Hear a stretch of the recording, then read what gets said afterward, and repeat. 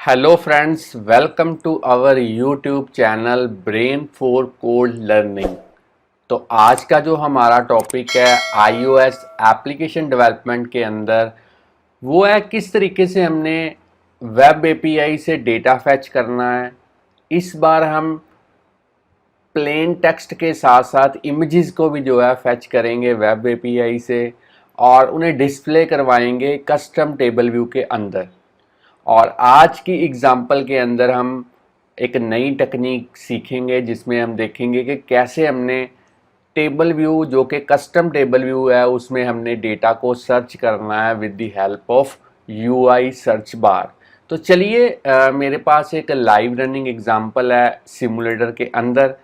पहले मैं इसकी आपको वर्किंग बता देता हूँ, फिर मैं आपको बताऊँगा कैसे आप बड़े ही ईजी एंड सिंपल वे के साथ इस तरीके की जो एग्जांपल्स हैं वो अपनी iOS डिवाइसेस के लिए एक्स कोड के अंदर स्विफ्ट लैंग्वेज की हेल्प के साथ डेवलप कर पाएंगे।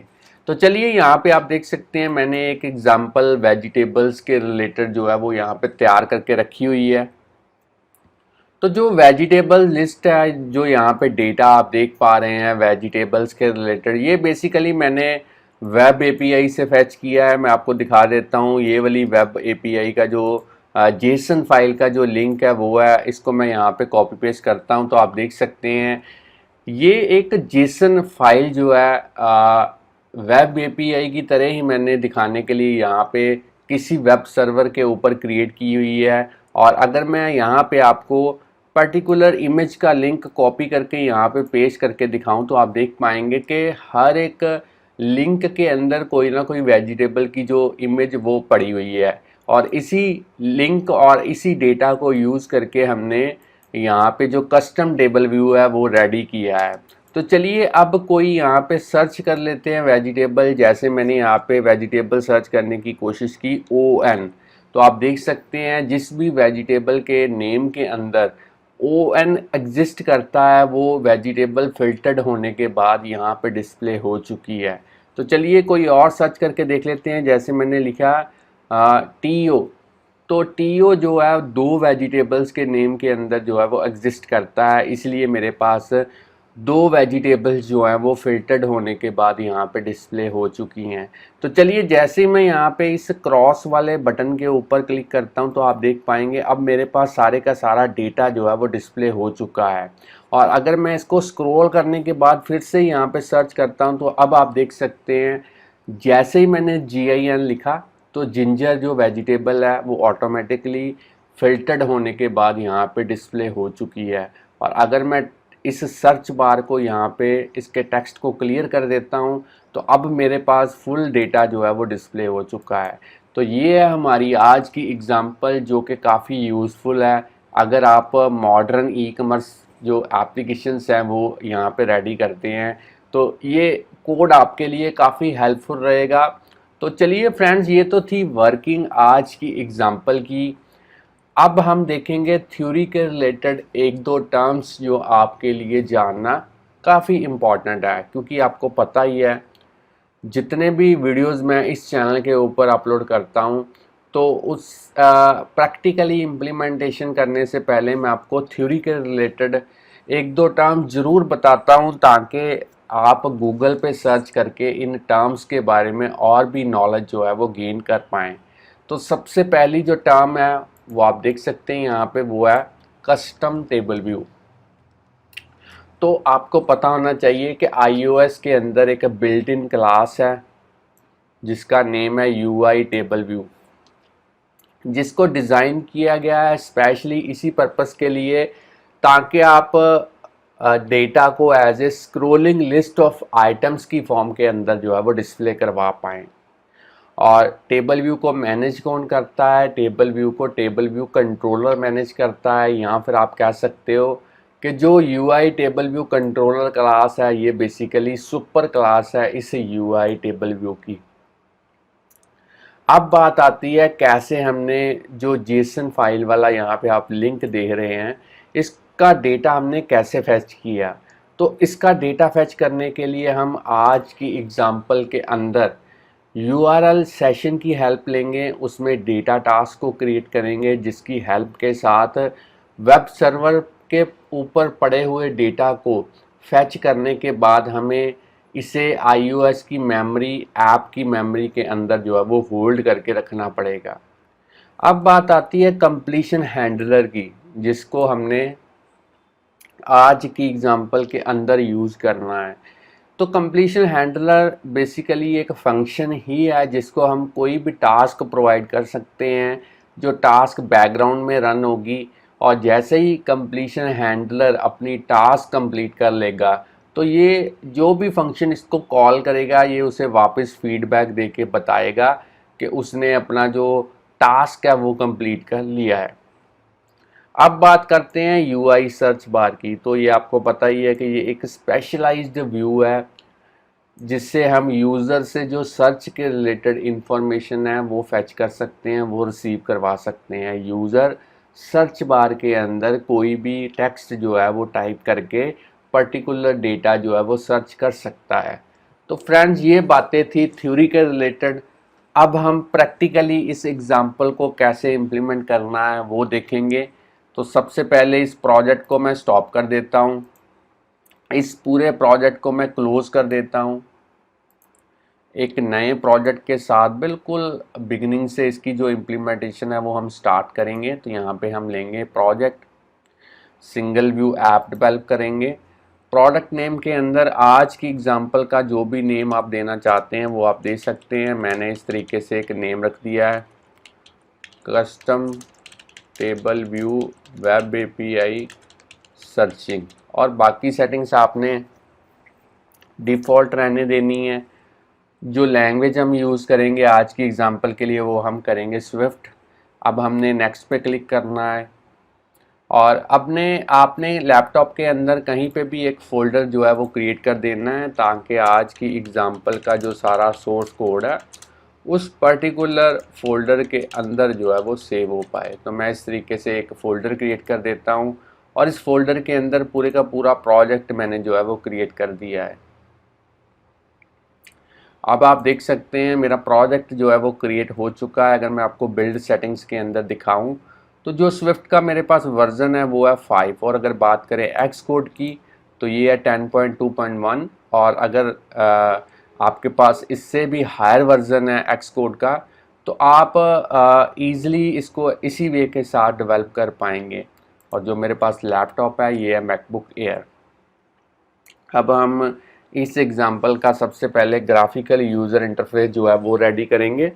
तो मैं यहाँ पे आपको बताना चाहता हूँ कि फ्रेंड्स, अगर आप इस चैनल के ऊपर नए हैं, चैनल की वीडियो पहली बार देख रहे हैं, तो जल्दी से इस चैनल को सब्सक्राइब कर लें, क्योंकि इस चैनल के ऊपर हम डेली प्रोग्रामिंग के रिलेटेड जो वीडियो ट्यूटोरियल्स हैं उनके सबसे बढ़िया जो मेथड्स हैं वो अपलोड करते रहते हैं, जिससे आपको प्रोग्रामिंग सीखने और समझने में काफ़ी हेल्प मिलेगी।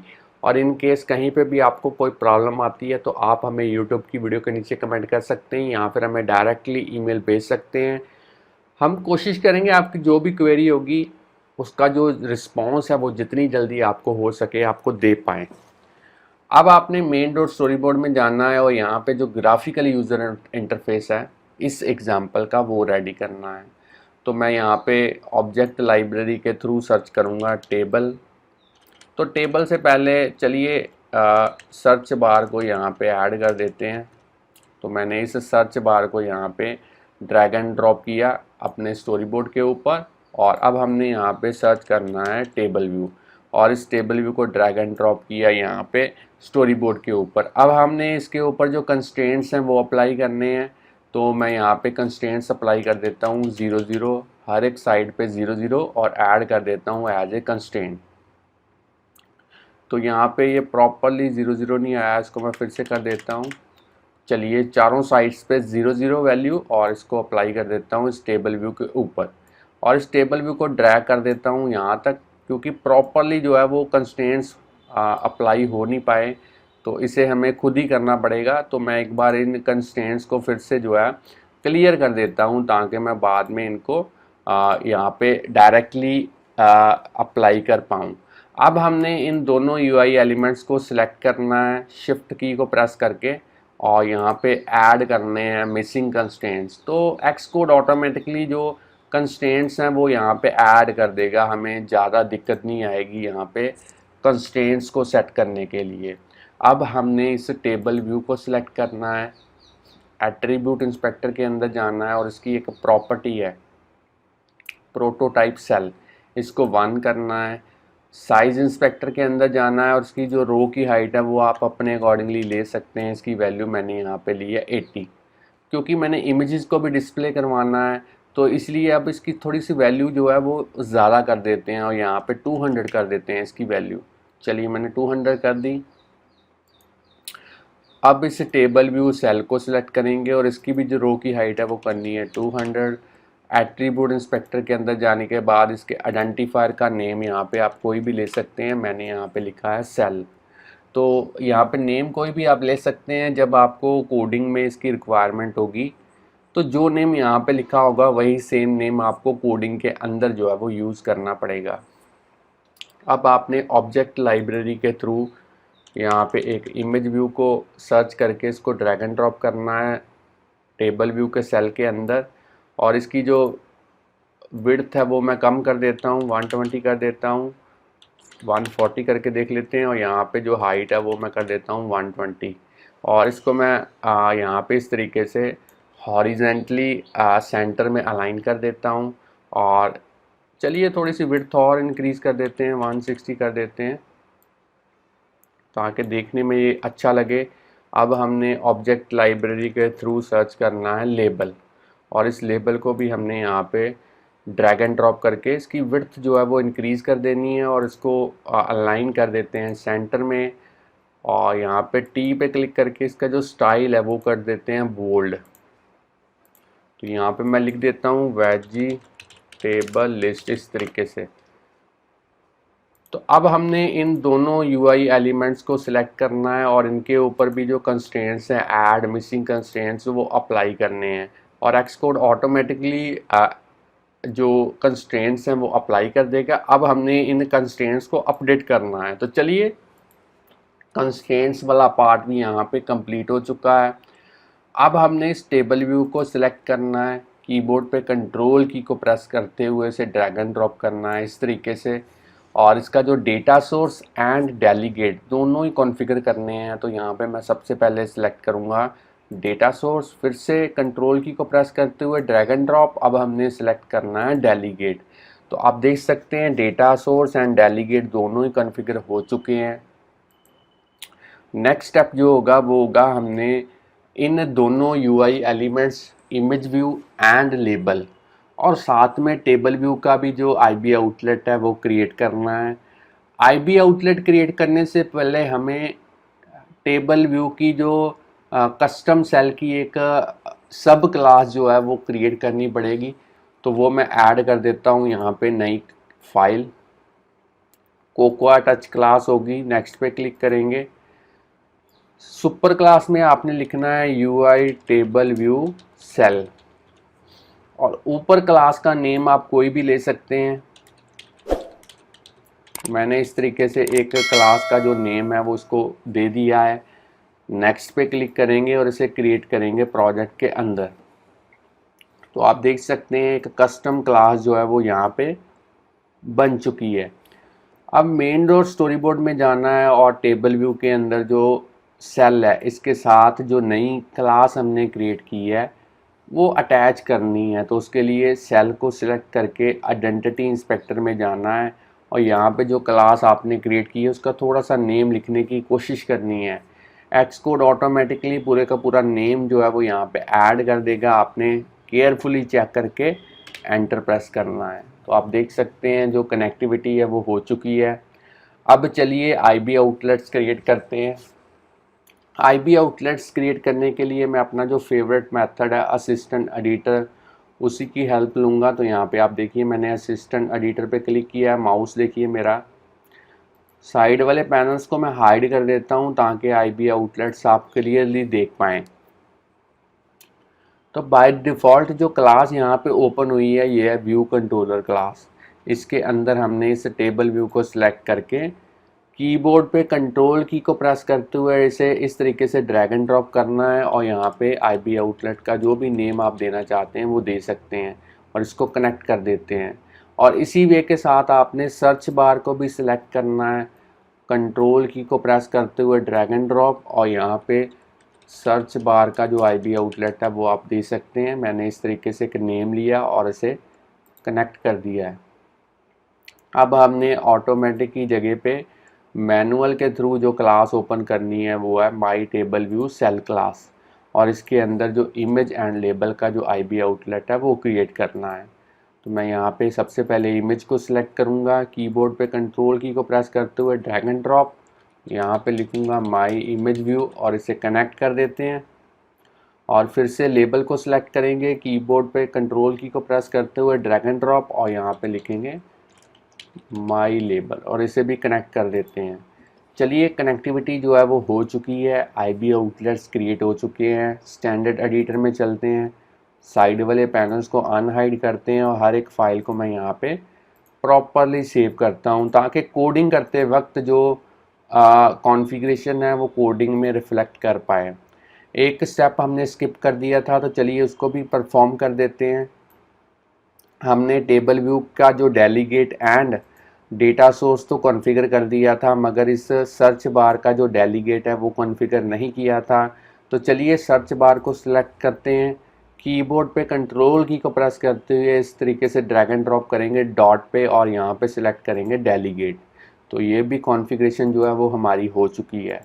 तो फ्रेंड्स, यहाँ पे मैं आपको दिखाना चाहता हूँ, अब हमने क्योंकि कोडिंग वाला पार्ट करना है, ग्राफिकल यूज़र इंटरफेस हमने यहाँ पे रेडी कर दिया है। आप चाहें तो यहाँ पे डॉट को सिलेक्ट करके यहाँ से एम्बेड आइकॉन से यहाँ पे नेविगेशन कंट्रोलर भी ऐड कर सकते हैं, क्योंकि नेविगेशन कंट्रोलर के साथ आप देख सकते हैं यहाँ पे टाइटल आप प्रोवाइड कर सकते हैं। यहाँ पे कुछ लिख सकते हैं, जैसे मैंने लिखा वेजिटेबल्स लिस्ट, इस तरीके से। और आप चाहें तो व्यू को सिलेक्ट करके इसका भी बैकग्राउंड कलर जो है वो आप अपने अकॉर्डिंगली यहाँ पे रख सकते हैं कोई भी।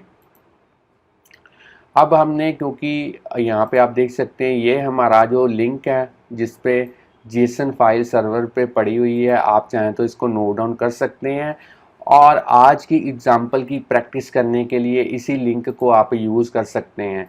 तो यहाँ पे मैंने इसको कॉपी पेस्ट किया और आप देख सकते हैं इस तरीके से जेसन फॉर्मेट में मैंने डेटा जो है वो यहाँ पे लिया हुआ है। और इस डेटा को हम डायरेक्टली यूज़ नहीं कर सकते हैं एप्लीकेशन के अंदर, हमें इस डेटा को किसी स्विफ्ट की स्ट्रक्चर में कन्वर्ट करना पड़ेगा और उस स्विफ्ट स्ट्रक्चर को हम as a data source table view के साथ जो है वो यूज़ कर सकते हैं। तो सबसे पहले यहाँ पे हम एक स्ट्रक्चर क्रिएट करेंगे। तो चलिए डेटा को होल्ड करने के लिए यहाँ पे एक स्ट्रक्चर जो है वो क्रिएट करते हैं प्रोजेक्ट के अंदर। तो अब हमने यहाँ पे एक नई फाइल ऐड करनी है, स्विफ्ट फाइल होगी। नेक्स्ट पे क्लिक करेंगे और यहाँ पे नेम आप कोई भी दे सकते हैं, मैंने लिखा है वेजिटेबल डेटा और इसे क्रिएट कर देते हैं प्रोजेक्ट के अंदर। अब हमने यहाँ पे लिखना है स्ट्रक्चर वेजिटेबल डेटा और यहाँ पे कोडेबल प्रोटोकॉल यूज़ करेंगे। तो कोडेबल के बारे में मैं आपको बताना चाहता हूँ, जो जेसन डेटा को स्विफ्ट स्ट्रक्चर में कन्वर्ट करने का काम या फिर स्विफ्ट स्ट्रक्चर से जेसन डेटा में कन्वर्ट करने का काम जो है वो है इस कोडेबल प्रोटोकॉल का। यहाँ पे अब हमने दो डेटा मेंबर्स यूज़ करने हैं। सबसे पहले नेम स्ट्रिंग टाइप का होगा और यहाँ पे इमेज नेम जो कि होगा स्ट्रिंग टाइप का। तो यहाँ पे आपने कोशिश करनी है कि जो डेटा मेंबर्स के नेम्स हैं वो एग्जैक्ट मैच करने चाहिए इन कीज़ के साथ। यहाँ पे आप जो कीज़ देख रहे हैं इनका नेम और जो मेरी स्विफ्ट स्ट्रक्चर में डेटा मेंबर्स का नेम है वो आपने सेम रखना है। अगर सेम नहीं रखोगे तो आपको कोडिंग कीज़ जो है वो यूज़ करनी पड़ेंगी। तो मैं उस कंसेप्ट में नहीं जाना चाहता, इसलिए मैंने सेम एग्जैक्टली सेम नेम जो है वो यहाँ पे रख दिया है। अब मैं इसको सेव करता हूँ और चलिए व्यू कंट्रोलर में चलते हैं और बाकी कोडिंग जो है वो यहाँ पे करते हैं। सबसे पहले हम यहाँ पे दो एरेज जो हैं वो डिक्लेयर करेंगे। तो सबसे पहले वेजिटेबल लिस्ट किस टाइप की होगी, वेजिटेबल डेटा टाइप की होगी। एक एरे ये है और दूसरी एरे हमने लेनी है सर्च्ड डेटा, इसको भी हम यूज़ करेंगे वेजिटेबल डेटा टाइप का और इसको भी एज ए ब्लैंक यहाँ पे क्रिएट करते हैं। तो एक एरे होगी फुल डेटा स्टोर करने के लिए और जो डेटा यूज़र सर्च करेगा सर्च बार के थ्रू, वो डेटा हम फिल्टर्ड करके इस एरे में जो है टेम्परेरी स्टोर करेंगे। अब मैं इसको डिलीट कर देता हूँ कमेंट वाली लाइन को, और अब हम वो कोडिंग करेंगे जिसकी हेल्प के साथ वेब एपीआई से या फिर वेब सर्वर पे जो जेसन फाइल पड़ी है उसमें से डेटा हम फैच कर सकते हैं। तो डेटा फैच करने के लिए मैं यहाँ पे एक फंक्शन क्रिएट करूँगा फैच डेटा नाम का। आप नेम कोई भी रख सकते हैं। यहाँ पे लेंगे let URL equal to URL string, और यहाँ पे मैंने जो स्ट्रिंग है वो प्रोवाइड करना है। इस लिंक को कॉपी करके यहाँ पे पेस्ट कीजिए। चलिए, अब हमने यहाँ पे एक टास्क क्रिएट करनी है URL सेशन की हेल्प के साथ। डेटा टास्क होगी। तीसरा जो फंक्शन है वो यूज़ करना है। विद में URL पास करना है, फॉर्सली अनरैप करना है। अब आपने कर्ली ब्रैकेट्स को यहाँ पे यूज़ करके इस तरीके से कंप्लीशन हैंडलर में कोडिंग करनी है। और जहाँ पे आपका कंप्लीशन हैंडलर कंप्लीट हो रहा है उसके बाद आपने करना है टास्क डॉट रिज्यूम, और कंप्लीशन हैंडलर के अंदर 3 तरीके का जो डेटा है वो आपने यहाँ पे प्रोसेस करना है। और अब हम यहाँ पे सबसे पहले गार्ड स्टेटमेंट यूज़ करेंगे डेटा को वैलिडेट करने के लिए, और देखेंगे कि जो हमारी एरर्स हैं वो नील होनी चाहिए। और अगर ये दोनों कंडीशन फुलफिल नहीं होती तो प्रिंट स्टेटमेंट के थ्रू हम यहाँ पे एक मैसेज जो है वो प्रिंट करवाएंगे कि error occurred while assessing data, और डायरेक्टली यहाँ पे रिटर्न करेंगे। और अगर डेटा वैलिडेट हो जाता है प्रॉपरली तब हम आगे बढ़ेंगे और डू स्टेटमेंट के थ्रू हम यहाँ पे जेसन डेटा को स्विफ्ट में डिकोड करेंगे। और डू में अगर कोई एरर आती है तो उसे हम कैच ब्लॉक के थ्रू जो है पकड़ेंगे। तो यहाँ पे प्रिंट मैसेज में लिख देता हूँ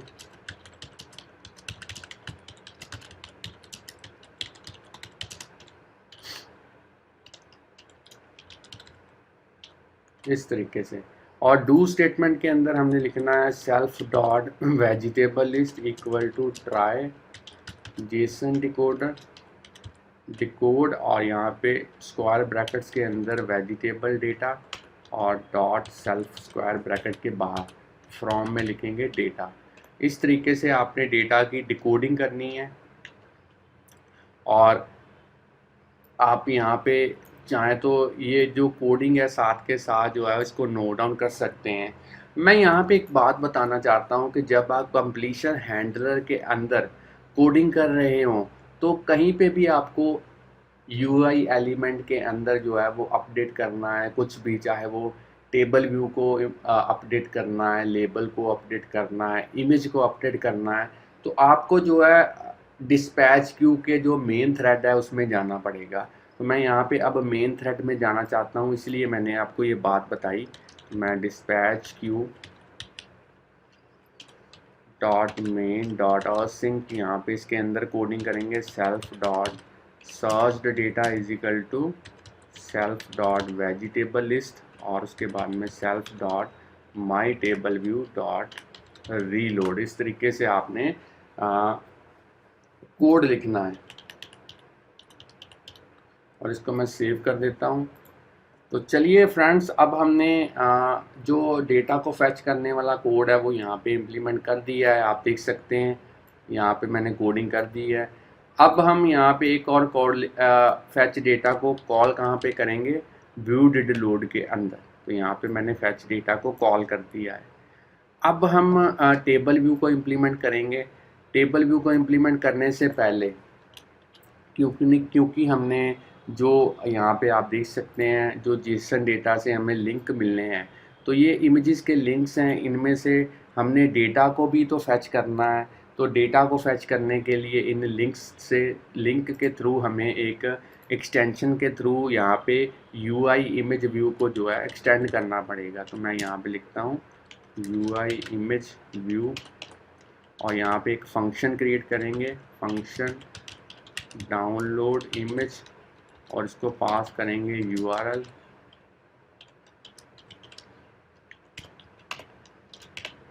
और फिर से हमने यहाँ पे लिखना है कंटेंट मोड प्रॉपर्टी, यहाँ पे स्केल टू फिल करेंगे। और अब हमने फिर से एक डेटा टास्क क्रिएट करनी है ताकि हम लिंक की हेल्प के साथ जो डेटा है, जो इमेज है, उसको डाउनलोड करवा पाएँ। तो मैं यहाँ पे लिखूँगा data task equal to URL session dot share dot data task, और इसको पास करूँगा URL सबसे पहले, उसके बाद में कंप्लीशन हैंडलर के अंदर 3 तरीके का डेटा प्रोसेस करना है, और इसके लास्ट में डेटा टास्क को करेंगे रिज्यूम। यहाँ पे लिखेंगे डेटा रिस्पॉन्स एरर, और यहाँ पे लिखेंगे इन। चलिए, अब आपने यहाँ पे सबसे पहले गार्ड स्टेटमेंट को यूज़ करना है, और यहाँ पे लिखेंगे रिस्पॉन्स HTTP URL रिस्पॉन्स, और उसके बाद में HTTP URL response dot status code उसका करेंगे चेक, इक्वल होना चाहिए 200 के। दूसरी वैलिडेशन लगानी है हमने ME टाइप चेक करवानी है उसकी, और उसमें जो प्रीफिक्स वैल्यू है वो होनी चाहिए, यहाँ पे मैं आपको बता देता हूँ, वो इमेज होनी चाहिए। तो तीसरा हमने यहाँ पे इसी MIME टाइप के थ्रू उसकी प्रीफिक्स वैल्यू जो है वो चेक करनी है। तो यहाँ पे हम लगाएंगे इमेज इस तरीके से। चलिए, अब हमने यहाँ पे लिखना है let data equal to data और एरर इक्वल टू नील, इस तरीके से। और अब हमने इमेज लेके आनी है, UI इमेज के थ्रू हमने डेटा को डिकोड करना है इस तरीके से, ताकि वो प्रॉपर जो डेटा हमें मिला है वो एक इमेज बन पाए। और अगर वैलिडेशन नहीं हो पाती तो यहाँ पे हम डायरेक्टली करेंगे रिटर्न। आप चाहें तो यहाँ पे कोई भी आप अगर एरर मैसेज डिस्प्ले करवाना चाहते हैं तो वो आप यहाँ पे लगा सकते हैं। मैं यहाँ पे लिख देता हूँ error occurred while assessing image from link, इस तरीके से। और एल्स अगर सब कुछ ठीक रहता है, डेटा डिकोड जो वैलिडेशन है वो प्रॉपरली लग जाती है, तो अब हम डिस्पैच क्यू के थ्रू मेन थ्रेड में जाएंगे और उसमें कोडिंग लिखेंगे self dot image equal to image. चलिए, तो ये हमारा जो लिंक के थ्रू इमेज को डाउनलोड करने वाला जो कोड है वो कंप्लीट हो चुका है। आप चाहें तो वीडियो को यहाँ पे पॉज करके इसकी जो कोडिंग है वो नोट डाउन कर सकते हैं। तो फ्रेंड्स, अब हमने जो कोड लिखना है वो लिखना है UI जो टेबल व्यू है उसको इम्प्लीमेंट करना है। तो उसको इम्प्लीमेंट करने के लिए सबसे लास्ट में चलते हैं यहाँ पे, और फिर से एक्सटेंशन को यूज़ करेंगे यहाँ पे UI view controller, UI table view delegate, UI table view data source और UI सर्च बार डेलीगेट। तो ये 3 प्रोटोकॉल्स को आपने यूज़ करना है। तो आपको पता ही है, जब भी प्रोटोकॉल्स को यूज़ करना है तो उनको कंफर्म करने के लिए उनके जो कंपलसरी मेथड्स हैं वो आपको कोड करने पड़ते हैं। तो मैं यहाँ पे जैसे ही फिक्स पे क्लिक करूँगा तो जो कंपलसरी मेथड्स हैं उनका जो स्केलेटन है वो यहाँ पे बन चुका है। इनको कोड करना सबसे इम्पॉर्टेंट है। इसके अलावा अगर प्रोटोकॉल के रिलेटेड कोई भी फंक्शन आप इम्प्लीमेंट करना चाहते हैं तो आप कर सकते हैं।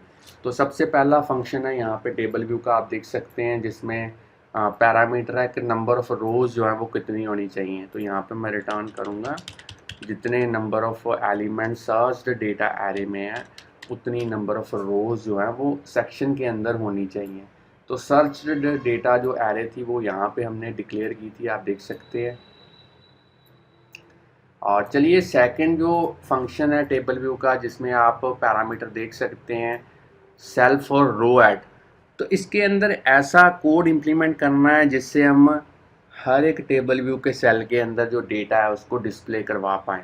तो मैं यहाँ पे लिखूँगा let cell equal to my table view dot DQ reusable cell, identifier में सेल, फॉर में इंडेक्स पाथ, और इसको टाइप कास्ट करेंगे my table view cell class के थ्रू, और लास्ट में करेंगे रिटर्न सेल। और अब आप कहेंगे जो आइडेंटिफायर का नेम है वो यहाँ पे सेल कहाँ से आया है, तो मैं आपको दिखा देता हूँ फिर से। जब हमने टेबल व्यू के अंदर सेल को इम्प्लीमेंट किया था तो उसके आइडेंटिफायर का नेम जो हमने यहाँ पे लिखा था वही सेम नेम अब हमने कोडिंग के अंदर यूज़ किया है। तो आप यहाँ पे ध्यान रखिएगा जब भी कोड करेंगे। अब हमने यहाँ पे जो लिंक है इमेज का वो फैच करना है। तो यहाँ पे इस तरीके से हम लिखेंगे URL और डेटा कहाँ से आएगा, सर्च डेटा एरे में से आएगा। कौन सा element, index part dot row, कौन सा एट्रीब्यूट, उसका इमेज नेम। अब हमने क्योंकि लिंक हमें URL इमेज में आ चुका है, इसको डाउनलोड करवाना है, तो उसके लिए cell dot my image view के अंदर जो डाउनलोड इमेज वाला जो यहाँ पे हमने फंक्शन क्रिएट किया था, अब हम इसको कॉल करेंगे और इसको पास क्या करना है, इसको इमेज का लिंक जो है वो पास करना है। तो यहाँ पे हम करेंगे URL इमेज फोर्स ध्यान रख करेंगे। अब हमने सेल के अंदर जो माई लेबल है उसकी टेक्स्ट प्रॉपर्टी को सेट करेंगे। डेटा कहाँ से आएगा, सर्च डेटा एरे में से आएगा। यहाँ पे लिखेंगे इंडेक्स पार्ट डॉट रो और अब हमने यहाँ पे एट्रीब्यूट यूज़ करना है नेम। तो चलिए जो सेल्स को इम्प्लीमेंट करने वाला कोड है वो भी हमने यहाँ पे प्रॉपरली कर दिया है। अब फ्रेंड्स हमने आप देख सकते हैं, अगर मैं आपको यहाँ पे ऐप को फिर से रन करके दिखाऊं तो आप देखेंगे कि जैसे ही हमने यहाँ पे सर्च किया, जैसे मैंने यहाँ पे लिखा जिंजर लिखने की कोशिश की, तो आप बाकी रोज देख सकते हैं वो ब्लैंक हो चुकी हैं। तो बाकी रोज को ब्लैंक करने के लिए यहाँ पे कोड लिखेंगे ताकि ब्लैंक रो नज़र ना आए। तो उसके लिए मैं यहाँ पे लिखूँगा view for footer in section और यहाँ पे रिटर्न करेंगे डायरेक्टली UI व्यू और यहाँ पे ब्लैंक व्यू जो है वो रिटर्न करेंगे। अब हमने एक और यहाँ पे फंक्शन इंप्लीमेंट करना है, क्योंकि आप देख सकते हैं जैसे ही मैं स्क्रॉल करने के बाद यहाँ पे ऊपर जाने के बाद यहाँ पे फिर से सर्च करता हूँ, जो मेरा पहला सेल था वो था कैरेट। तो मैं स्क्रॉल करने के बाद जैसे कैरेट करता हूँ तो कैरेट बिल्कुल सामने हमारी नज़र आती है। तो टॉप जो रो है उसको डिस्प्ले करवाने के लिए बिल्कुल सामने सर्च के बाद यहाँ पे हमने एक प्राइवेट फंक्शन जो है वो क्रिएट करना है, स्क्रॉल टू टॉप। यहाँ पे लिखेंगे top row equal to index path और यहाँ पे इसको पैरामीटर पास करेंगे रो एंड सेक्शन। रो 0 होगी, सेक्शन भी 0 होगा। और अब हमने करना है my table view dot scroll to row और यहाँ पे ऐड में पाएंगे टॉप रो और ऐड में यहाँ पे सबसे पहले ऐड में टॉप रो जो ये वाला एलिमेंट है ये पास करेंगे। सेकंड में पोजीशन लिखेंगे एट टॉप और एनिमेशन यहाँ पे करेंगे ट्रू, इस तरीके से। तो आपने इस तरीके से जो एक फंक्शन है वो क्रिएट कर देना है। चलिए अब हमने ऐसा यहाँ पे फंक्शन एक क्रिएट करना है जो कि हमारा इस प्रोटोकॉल के अंदर है। UI सर्च बार डेलीगेट का ये एक फंक्शन है जिससे हम जब यूज़र इस सर्च बार के अंदर कुछ भी टाइप करेगा तो उसी के अकॉर्डिंगली हम डेटा को फिल्टर करेंगे। तो वो वाला कोड हमने यहाँ पे इम्प्लीमेंट करने के लिए फंक्शन इम्प्लीमेंट करना है। टेक्स्ट डिड चेंज आपने लिखना है यहाँ पे। टेक्स्ट कोड ऑटोमेटिकली आपको बता देगा सर्च बार के फंक्शन के बारे में। आपने एंटर प्रेस करना है और इसके अंदर जो है कोडिंग लिखनी है सर्चिंग के रिलेटेड, जो कि काफ़ी इम्पॉर्टेंट है आपके लिए। सबसे पहले सर्च डेटा एरे को हमने करना है बिल्कुल ब्लैंक। अब हमने माई टेबल व्यू का जो स्क्रॉल टू टॉप एक प्रॉपर्टी है उसको आपने करना है ट्रू। अब आपने एक यहाँ पे फॉर लूप की हेल्प के साथ इटरेट करना है वेजिटेबल लिस्ट वाली एरे को और यहाँ पे अब हम कोड लिखेंगे इफ़ अगर सर्च बार का जो टेक्स्ट प्रॉपर्टी है वो अगर खाली है इक्वल टू ब्लैंक है, तब हम सर्च डेटा को पूरे का पूरा डेटा प्रोवाइड करेंगे, क्योंकि हमें पता चल चुका है कि यूज़र कुछ भी सर्च नहीं कर रहा है।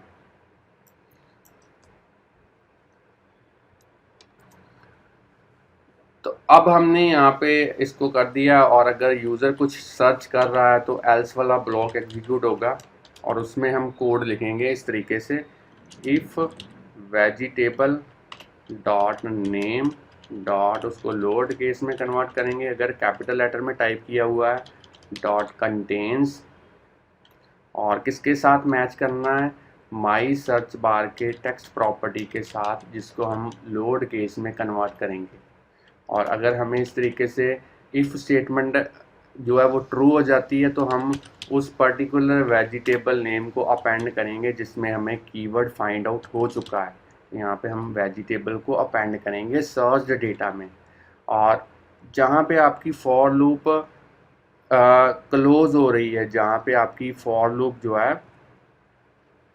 क्लोज हो रही है, उसके बाद आपने माई टेबल को जो है वो यहाँ पे मैं आपको दिखा देता हूँ, रीलोड डेटा करना है आपने यहाँ पे माई table view dot reload data, और इसी के साथ इफ़ सर्च्ड डेटा जो है वो हमारा उसकी जो काउंटिंग है वो 0 से ज़्यादा है, तब हम यहाँ पे स्क्रॉल टू टॉप करेंगे। चलिए, तो ये थी हमारी कोडिंग जो कि डेटा को सर्च करने के लिए यहाँ पे हमने इम्प्लीमेंट की है। आप चाहें तो वीडियो को यहाँ पे पॉज करके इसकी कोडिंग नोट डाउन कर सकते हैं। तो फ्रेंड्स, हमारी जो कोडिंग है वो रेडी है, ग्राफिकल यूज़र इंटरफेस हमने रेडी कर दिया है। अब हम इस एप्लीकेशन को बिल्ड एंड रन करके देखेंगे किस तरीके से इसकी जो आउटपुट है वो निकल के आती है। तो मैं पहली वाली ऐप को बंद कर देता हूँ यहाँ पे, और इस नई ऐप को बिल्ड एंड रन करते हैं और देखते हैं कैसे इसकी जो आउटपुट है वो निकल के आती है। तो यहाँ पे आउटपुट नहीं आएगी, यहाँ पे एरर मैसेज आएगा, क्योंकि मैंने एक आपको कॉन्फ़िगरेशन बतानी थी जो काफ़ी इम्पॉर्टेंट थी, तो वो मैं आपको एरर मैसेज के साथ ही दिखाना चाहता था। तो यहाँ पे आप देखिए एक एरर निकल के आई है जो कि है ATS ट्रांसपोर्ट सिक्योरिटी। ये इसलिए आती है क्योंकि आपने जो जेसन फाइल को असेस करने के लिए लिंक यूज़ किया था वो था HTTP विदाउट एस, वो एक सिक्योर्ड कनेक्शन नहीं था। तो आपको पता होना चाहिए कि आप अनसिक्योर्ड कनेक्शन को एप्लीकेशन के थ्रू डायरेक्टली असेस नहीं कर सकते। तो डायरेक्टली असेस करने के लिए आपको करना क्या होगा, आपको यहाँ पे info.plist में जाना पड़ेगा और यहाँ पे प्लस पे क्लिक करना पड़ेगा, और यहाँ पे एक ऑप्शन आपको नज़र आएगी ऐप ट्रांसपोर्ट सिक्योरिटी, इसको आपने सेलेक्ट करना है। अब आपने इस एरो के ऊपर क्लिक करना है और इसकी डायरेक्शन जो है वो नीचे की तरफ करनी है, और अब फिर से प्लस पे क्लिक करना है और यहाँ पे एक प्रॉपर्टी है अलो आर्बिट्री लोड, इसको आपने यहाँ पे यस करना है। चलिए, तो अब मैं इसको एक बार सेव करता हूँ, फिर से इसको स्टॉप करते हैं और इसको मैं बिल्ड एंड रन करता हूँ, और अब आप देखिए किस तरीके से आउटपुट जो है वो निकल के आती है। तो ऐप विदाउट एनी एरर जो है वो यहाँ पे बिल्ड होने के बाद जो है उसमें डेटा जो है वो डिस्प्ले हो चुका है, डेटा प्रॉपरली फैच हुआ है, यहाँ पे आप देख सकते हैं। अब मैं यहाँ पे जैसे ही सर्च करने की कोशिश करूँगा, आप देखिए मैंने ऑन लिखा तो ऑनियन ऑटोमेटिकली यहाँ पे फैच हो चुका है। अगर मैं इसको क्लियर कर देता हूँ टेक्स्ट को तो सारे का सारा डेटा डिस्प्ले हो चुका है। अगर मैं इसको स्क्रॉल करने के बाद कैरेट लिखता हूँ तो कैरेट टॉप रो जो है वो यहाँ पे डिस्प्ले हो चुकी है। तो फ्रेंड्स, ये थी हमारी आज की एग्जांपल जिसमें हमने देखा कैसे वेब API से हमने डेटा फैच करना है और साथ के साथ इमेजेस को भी डाउनलोड करवाना है और उन्हें कस्टम टेबल व्यू के अंदर डिस्प्ले करवाना है, और नई टेक्निक जिसमें हमने देखा कि कैसे UI सर्च बार को हमने डेटा को फिल्टर सर्च करने के लिए टेबल व्यू के अंदर यूज़ करना है। तो फ्रेंड्स, अगर आपको ये एग्जांपल अच्छी लगी है तो जल्दी से इस वीडियो को लाइक कीजिए। अगर और भी वीडियोस हमारे चैनल के ऊपर आप इसी तरीके से देखना चाहते हैं तो चैनल को सब्सक्राइब करना मत भूलिए, बेल आइकॉन को प्रेस कीजिए ताकि जैसे ही हम कोई नई वीडियो अपने चैनल के ऊपर अपलोड करें तो उसका नोटिफिकेशन जो है वो आपके पास पहुंच पाए। तो फ्रेंड्स, चैनल के साथ बने रहिए, वीडियोस देखते रहिए, प्रोग्रामिंग सीखते रहिए। Thanks friends for watching our videos. मिलते हैं नेक्स्ट वीडियो के अंदर किसी नए टॉपिक के साथ, तब के लिए बाय बाय।